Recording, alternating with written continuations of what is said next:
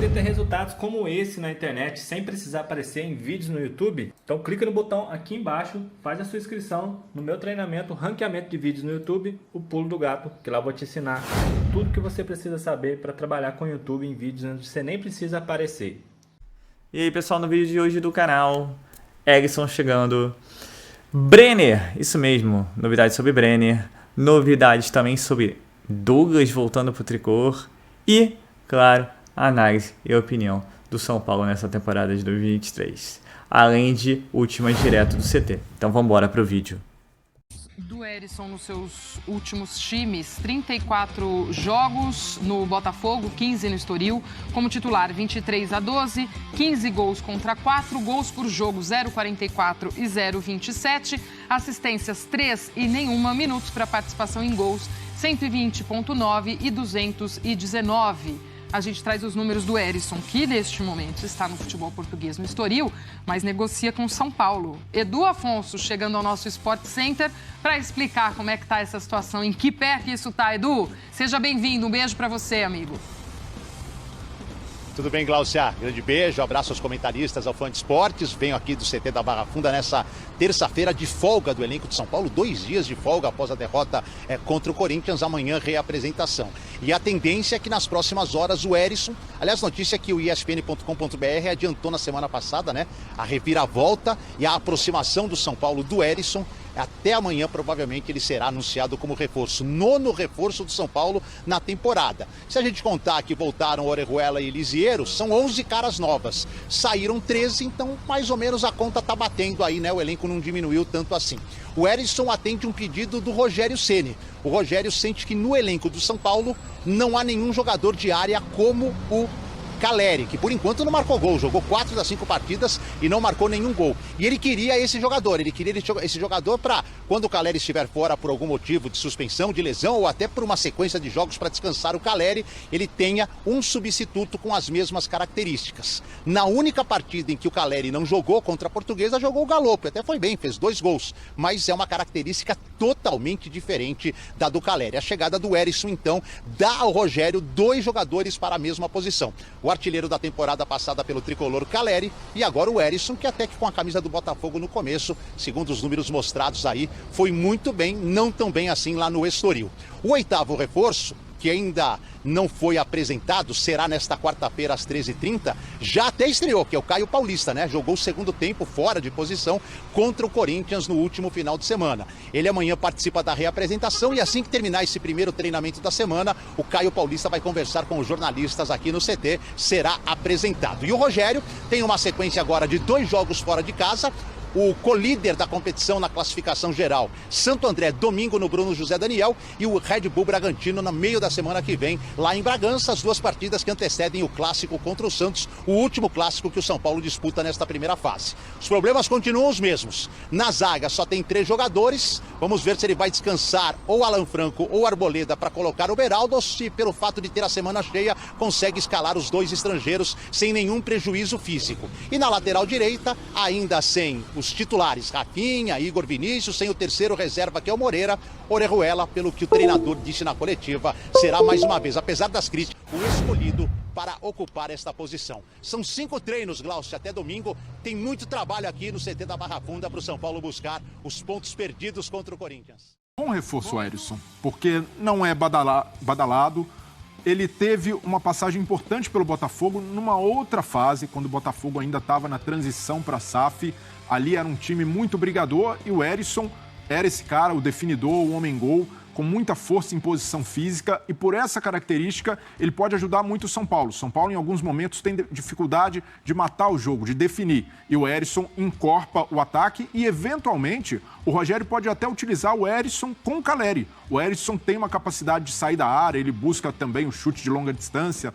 Então é um jogador com um pouco mais de mobilidade, enquanto o Caleri pode continuar sendo a referência na área. Então, por dar essa opção de jogar com os 2 se precisar, mas principalmente por ser um substituto imediato do Caleri, o São Paulo não tem esse jogador, não consegue nem descansar o Caleri, é fundamental o São Paulo buscar um perfil de um jogador jovem, jogador com força e, ao mesmo tempo, que se encaixa nesse perfil brigador do São Paulo. São Paulo que não... Se fosse um São Paulo que quisesse elaborar muito jogo, como tentou em alguns momentos na temporada passada, passada, possivelmente o Erisson não se encaixaria. Mas no momento atual, ele pode ser importante e dá também uma possibilidade de variação tática para o Rogério. Legal. Penso assim, o Touro, o Erisson, ele vai dar tesoura voadora lá na bandeirinha de escanteio, hein? Quando ele faz gol, ele sai chutando a bandeirinha de escanteio. O Touro é bom jogador, mas ele não é 9-9. Ele é um 9 do lado para dentro. Ele não é centroavante. Ele pode Mas de dentro da área, como é o Caleri, apesar de estar sendo especulado para ser um substituto. Olha ele ali, é um touro, por isso que o apelido dele é touro, é um touro de forte. Os adversários batem nele e caem, de tão forte que ele é. Então, eu acredito ser uma boa contratação. Zinho, você falou dos 8 jogadores do São Paulo que são estrangeiros. Tem um que já está machucado.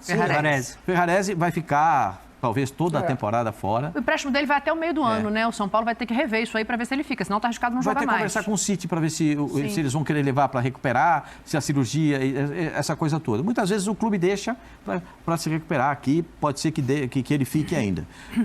Tem um que tecnicamente não dá para jogar no São Paulo, que é o Orejuela.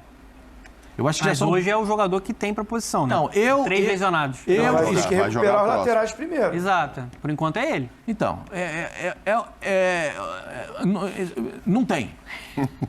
O time do São Paulo tem 3 laterais machucados.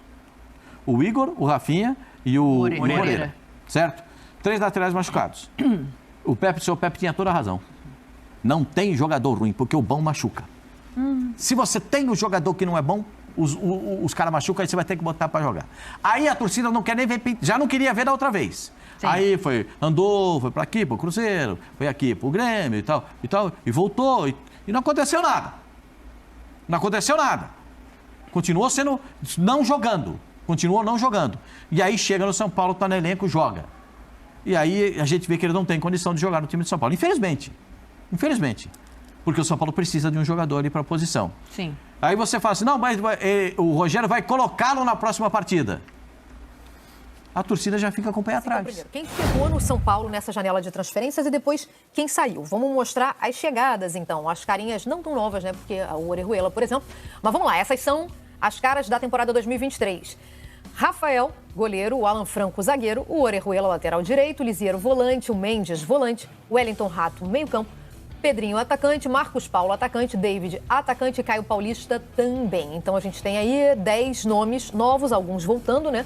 Mas de qualquer maneira, começando esse 2023 diferente do 22. Então aí a gente tem 10 nomes de chegadas. Agora vamos para as saídas do São Paulo nessa janela. Thiago Couto, goleiro, saiu, Valse, zagueiro também, Luizão também, Léo também, Miranda também perdeu, defensores importantes, hein? Reinaldo, lateral esquerdo, Andrés Colorado, volante, o Nicão e o Igor Gomes, meias, como o Patrick também, Éder, atacante, Marcos Guilherme, atacante, e Naruel Bustos, atacante. Então aí a gente tem 13 nomes deixando, e nomes de peso, né, Conrado? Nomes que estavam no time titular constantemente, né? O Reinaldo na lateral esquerda, ali na zaga a gente também viu, né? O Miranda acabou se aposentando, enfim, o Nicão que não virou no São Paulo, mas foi uma contratação muito importante. Badaladíssimo. Exato, muito badalada, ele teve alguns momentos. O Patrick, então, nem se fala, foi um dos melhores jogadores do São Paulo na última temporada. Então, teve essa mudança de elenco, que é sempre ruim, né? No sentido de quando você contrata vários caras bons, claro que é positivo, mas você mudar um elenco inteiro mostra que o que você fez no último ano não foi tão bom assim, você está de novo recomeçando, reformulando o seu time, isso demanda mais tempo, né? Então, o São Paulo não é que começou do zero, mas está de novo montando um elenco diferente e isso requer tempo. No começo da temporada não vai dar de cara, né? Não vai dar liga de cara. Quantitativamente já tem uma diferença aí nesse balanço, né, Luiz? Mas e qualitativamente, como é que você avalia o balanço do São Paulo para essa temporada entre chegadas e partidas?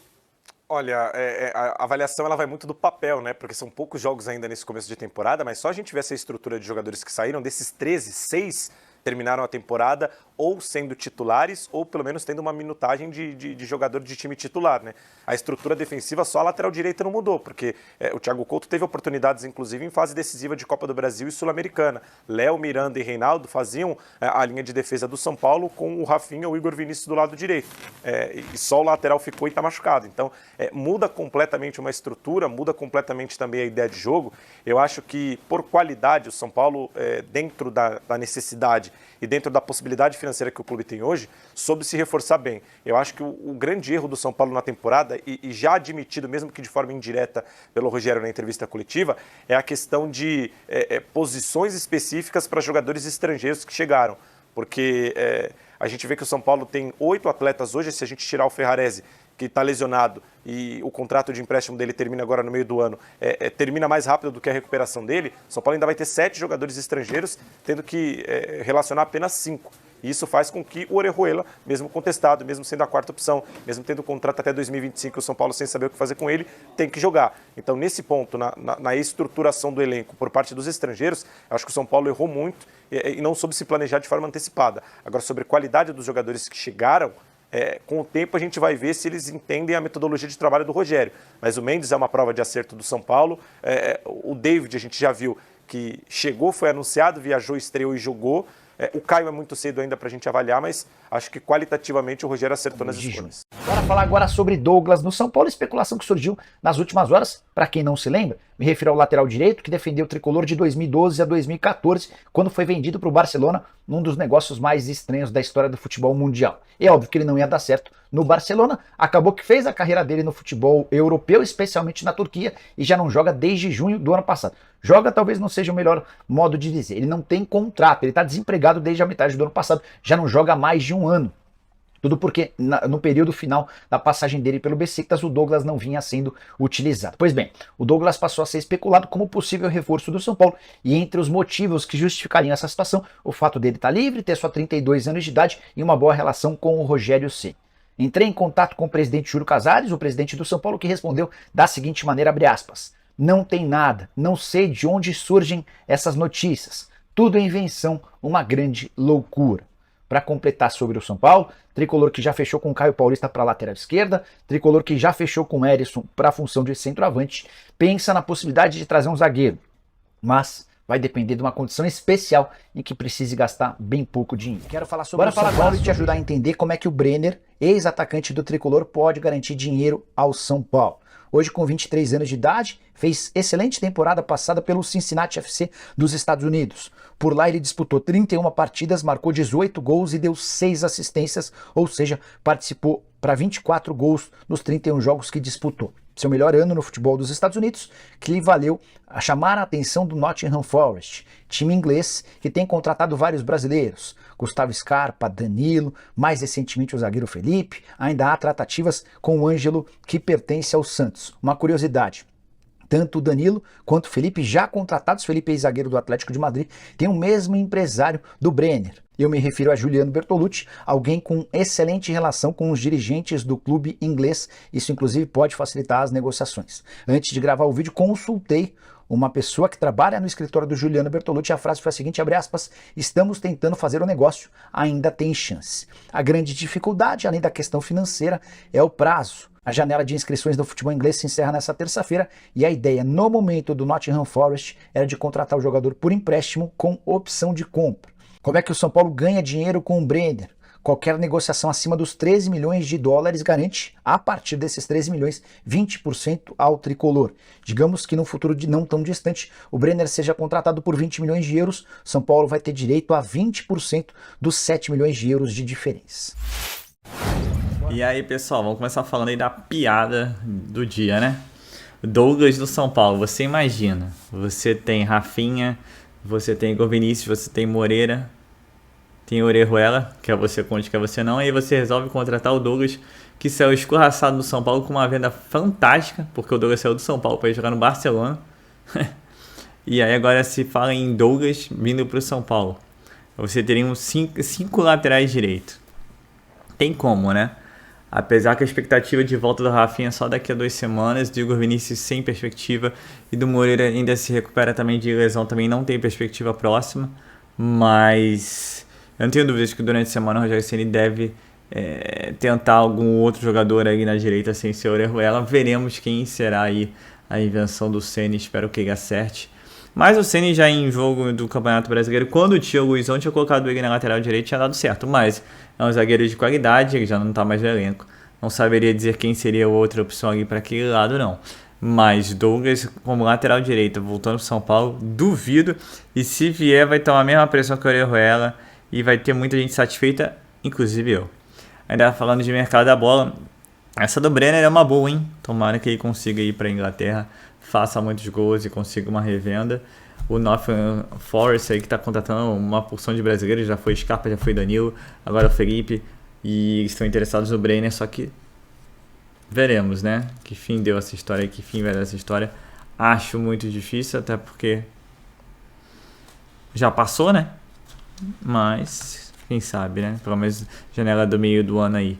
Até porque a janela do meio do ano, em tese, é uma janela melhor, né? Então é um dinheirinho que entraria para o São Paulo, como ocorreu lá no ano passado com relação a Antony Casemiro, só que o do Antony foi uma bolada. E falando de quem tá chegando, o Erisson, muito bom atacante, vai fazer sombra ao Caleri, o Caleri vai poder descansar, e aí você também vai ter um jogador que tem falha de gol, bons números pelo Botafogo, bons números também em Portugal, por incrível que pareça. Só não consigo entender porque o Botafogo e o técnico português não tem interesse no atacante, só tenho essa curiosidade. É um tanque, faz gol, por quê?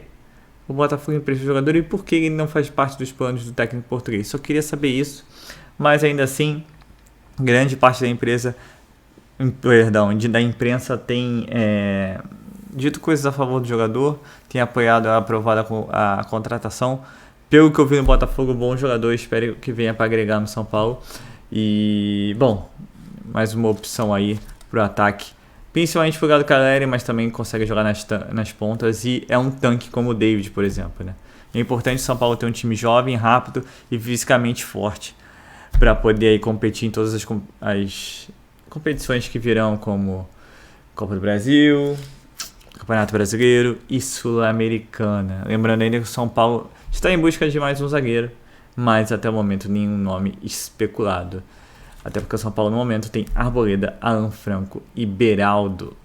E possivelmente, talvez um deles aí dê lugar para o Beraldo aí para poder descansar para o fim de semana contra o Santo André. Lembrando que depois tem 2 jogos duríssimos contra Bragantino e Santos. Então é isso, pessoal. O São Paulo que volta aos treinamentos.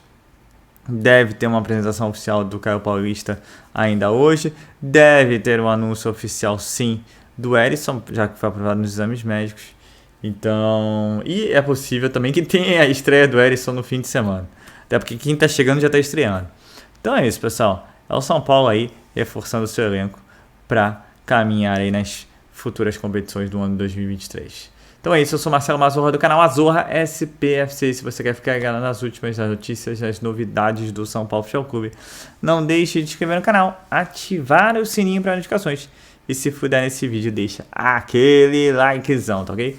Saudações cores, uma ótima quarta-feira a todos e valeu! Quer aprender a ter resultados como esse na internet sem precisar aparecer em vídeos no YouTube? Então clica no botão aqui embaixo, faz a sua inscrição no meu treinamento Ranqueamento de Vídeos no YouTube, o Pulo do Gato, que lá eu vou te ensinar tudo que você precisa saber para trabalhar com o YouTube em vídeos onde você nem precisa aparecer.